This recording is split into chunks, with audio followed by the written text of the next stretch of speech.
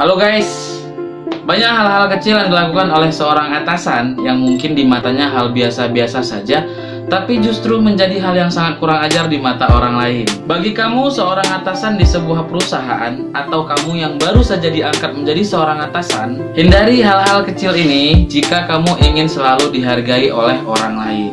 Jangan di skip dulu, ini pembahasannya.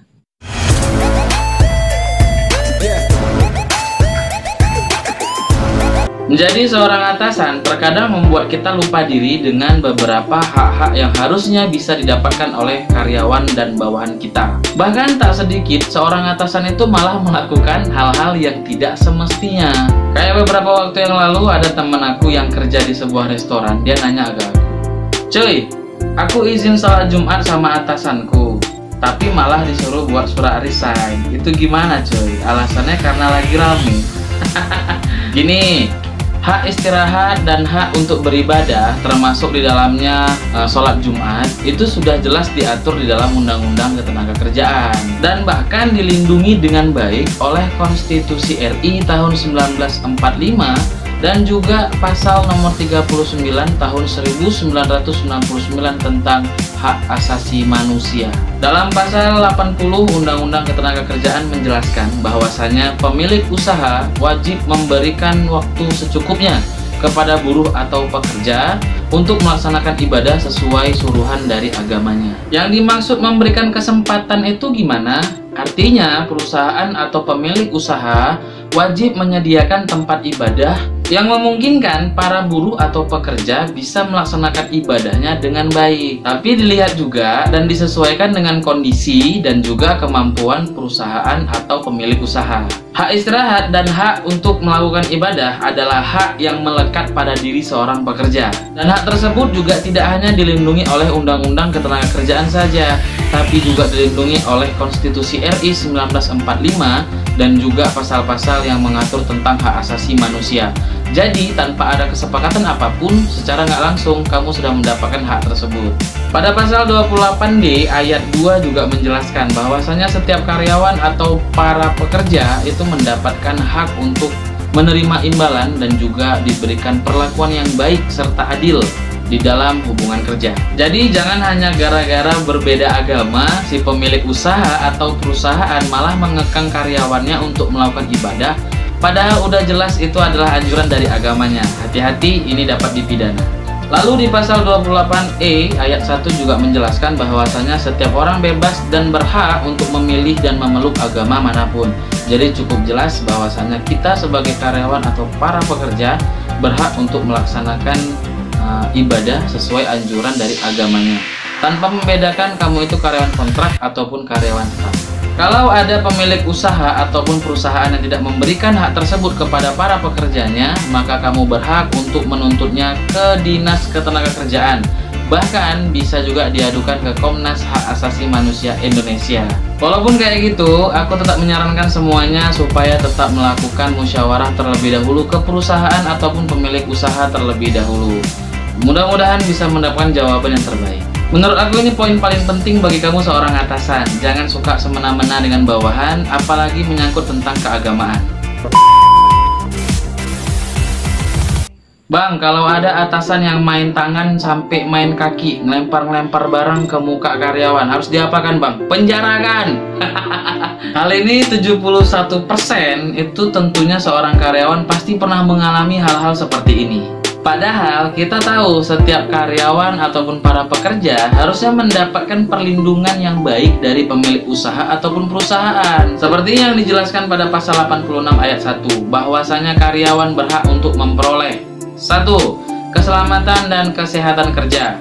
Yang kedua, memperoleh keselamatan tentang keasusilaan dan moral. Yang ketiga adalah tentang martabat dan harkat seorang manusia dan juga nilai-nilai keagamaan. Jadi kalau ada atasan kamu yang main tangan dan dia berlaku kasarnya itu sudah berlebihan, langsung aja adukan, jangan sungkan-sungkan kepada atasan kamu yang lebih tinggi lagi. Bahkan kalau perlu boleh dilaporkan ke Disnaker. Di videoku berikutnya, aku akan ngebahas tentang tata cara dan langkah mengadukan oknum atasan yang kasar berlebihan ke Disnaker. Tunggu apa lagi? Langsung aja subscribe sekarang juga dan jangan lupa untuk nyalakan lonceng notifikasinya supaya teman-teman tidak ketinggalan. Tapi guys, ada beberapa oknum karyawan yang sedikit kurang ajar sama atasannya. Nah, atasannya udah baik, humble, sopan kepada karyawan laki-laki maupun perempuan. Tapi malah bawahannya ini yang memancing atasannya supaya tidak melakukan hal-hal yang baik. Ini pun salah. Harusnya manajemen perusahaan juga harus bisa memikirkan hal ini secara matang-matang. Jangan karena oknum karyawan yang suka-sukanya aja dalam bekerja, tapi manajemen malah takut karena adanya pasal perlindungan karyawan. Tegas dong!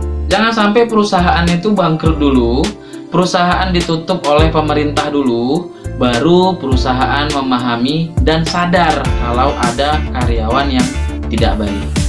Oke, kita lanjut. Bang, kalau seandainya ada atasan yang melakukan pelecehan seksual, itu gimana?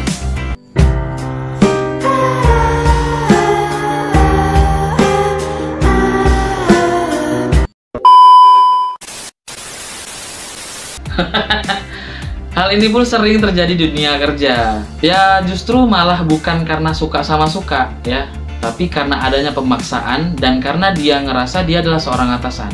Gini, mengenai pelecehan seksual ini sudah jelas dan diatur ketegasannya di dalam pasal 294 ayat 2 KUHP. Dalam pasal tersebut menjelaskan bahwasanya kalau ada yang terjadi pencabulan antara atasannya dengan bawahannya, maka akan diancam pidana penjara selama 7 tahun. Jadi kalau hal ini terjadi, harusnya manajemen perusahaan memiliki tindakan-tindakan tegas kepada oknum atasan tersebut. Kemudian untuk manajemen perusahaan juga diharapkan jangan asal-asalan dalam mengambil kesimpulan memberhentikan atau melaporkan oknum pelecehan seksual itu. Bisa jadi ada unsur suka sama suka di antara mereka. Kita nggak tahu, karena bawahan zaman sekarang tahulah, ngisap jempol atasannya pun dia mau. Jadi bijaklah dalam mengambil keputusan, cari tahu dulu kronologisnya dan bagaimana ceritanya. Jangan sampai perusahaan itu terkesan tidak profesional. Maraknya kasus ini di dunia kerja mendorong Menteri Ketenagakerjaan untuk menerbitkan buku pedoman pencegahan pelecehan seksual. Di dalam buku pedoman ini menjelaskan apa-apa saja definisi dari pelecehan seksual tersebut, bagaimana tata cara pencegahannya, dan juga apa-apa saja sanksi bagi para oknumnya. Aku tahu kok teman-teman semua malas baca bukunya. Akan aku bahas di video-video berikutnya, jangan lupa subscribe sekarang juga supaya gak ketinggalan. Tapi kalau melakukan dengan atasan hal ini dengan unsur suka sama suka, apakah ini dianggap pelanggaran? Coba kita kupas sedikit pasal yang membahas tentang perkawinan. Pasal 7 ayat 1 Undang-Undang Nomor 16 Tahun 2019 tentang perkawinan mengatakan bahwasanya perkawinan hanya boleh dan diizinkan atas pria dan wanita yang sudah berusia di atas 19 tahun. Namun tak jarang kita temukan dan kita lihat bahwasanya hubungan seksual ini malah dilakukan tanpa adanya ikatan perkawinan. Apakah hal ini bisa dipidana? Ini penjelasannya. Hubungan seksual yang dapat dipidana adalah hubungan seksual yang dilakukan dengan anak yang belum berusia 18 tahun ke atas. Kalaulah hal ini terjadi, selain terlibat pasal pelecehan seksual, kamu juga akan terlibat dari Undang-Undang Perlindungan Anak. Jadi ada baiknya kamu lekas menikah daripada harus melakukan hal yang tidak-tidak. Kemudian, hukum positif ini hanya memberikan sanksi dan pidana kepada pria dan wanita yang memiliki ikatan perkawinan saja. Artinya apa? Kalaulah si pria dan wanitanya ini sama-sama lajang dan sama-sama mau, kemungkinan besar itu tidak bisa untuk dipidana. Bukan nggak bisa sih, tapi lebih ke mencari alternatif dan solusi-solusi yang lebih terbaik untuk mereka berdua. Aku juga ada dengar sih terkait pemerintah sedang fokus membuat pasal-pasal yang mengatur tentang hubungan seks di luar pernikahan. Kalau teman-teman ada yang sudah baca pasal-pasal ini, apakah sudah mulai diberlakukan dan diresmikan? Silahkan teman-teman tolong info aku melalui kolom komentar di bawah. Pak, boleh nggak seorang bawahan memberikan pendapatnya pada atasannya? Ngasih pendapat ke atasan itu boleh-boleh aja, tapi ada beberapa poin yang kamu harus perhatikan. Yang pertama, yang membuat aturan itu adalah atasanmu. Jadi kalau memberikan pendapat, jangan terkesan kamu mau mengatur dia, jangan terkesan kamu mau buat aturan sendiri, karena ini akan dianggap angin lalu aja kalau hal ini terjadi. Yang kedua, lakukanlah hanya berduaan saja. jangan di depan orang ramai, kecuali kalian sedang ada meeting kecil-kecilan. Ya mungkin sah-sah saja ngasih pendapat ketika kalian sedang briefing. Yang ketiga, nggak kalah penting, jangan ada nada kritikan di situ. Karena apa? Pada hakikatnya manusia tidak ada yang suka dikritik, apalagi sudah memiliki jabatan. Kamu lihat dulu karakter atasanmu itu seperti apa. Kalau kamu terlihat kurang akrab dengan atasanmu, ada baiknya coba kamu sampaikan melalui rekan-rekan yang lainnya. Karena biasanya kritikan itu akan lebih mudah diresapin kalau yang menyampaikan adalah orang-orang yang terdekat. Kemarin juga ada yang nanya sama aku, apakah hal ini ada diatur di dalam Undang-Undang Ketenagakerjaan?